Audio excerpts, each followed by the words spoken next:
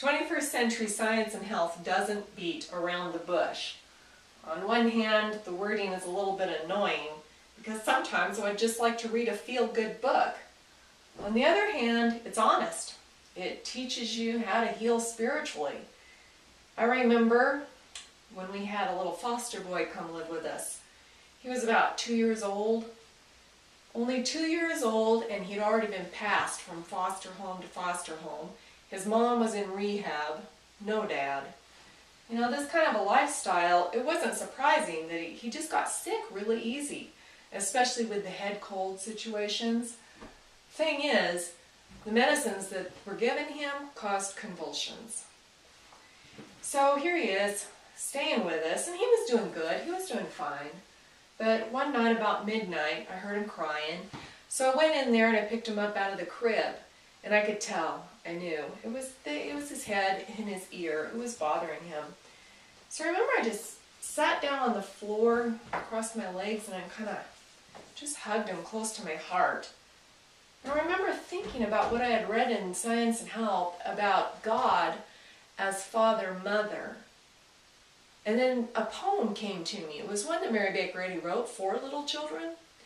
And I just said it out loud, really quietly.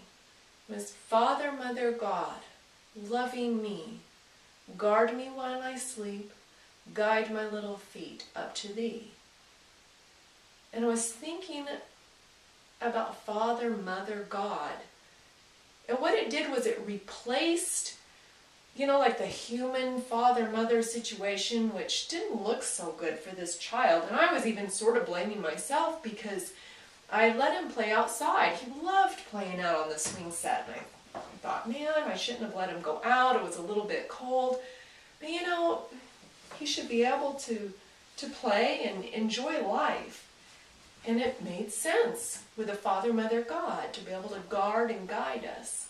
And I just felt that with him. And next thing I knew it, I looked and he was asleep. He fell asleep in my arms. You know, it was rather humbling for me. And I got up really careful, and I took him and put him back in the crib, and he didn't wake up. I thought, wow, that was really nice. So I went back to sleep, and he didn't wake up until morning at the regular time. He was happy, he was smiling, and I went and I was going to take him out of the crib, and I looked down. His ear had drained on his pillow. He was completely free. He never had that problem again while he was living with us.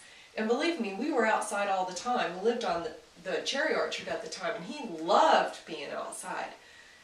Yes, I was humbled before God. And Science and Health helps me understand how I can heal spiritually. My goodness, how can I have so many single socks? From 21st Century Science and Health. The would-be healer is obligated not to bring hypocrisy, stupidity, inhumanity, or bad habits into the patient's environment. The unchristlike practitioner does not give to mind or body the joy and strength of truth. Vanity and negativity desecrate the temple of the Holy Spirit, the patient's spiritual power to resuscitate themselves. The poor, suffering heart needs its spiritual nutriment, such as peace, patience in distress, and a priceless sense of the dear Father Mother's loving kindness.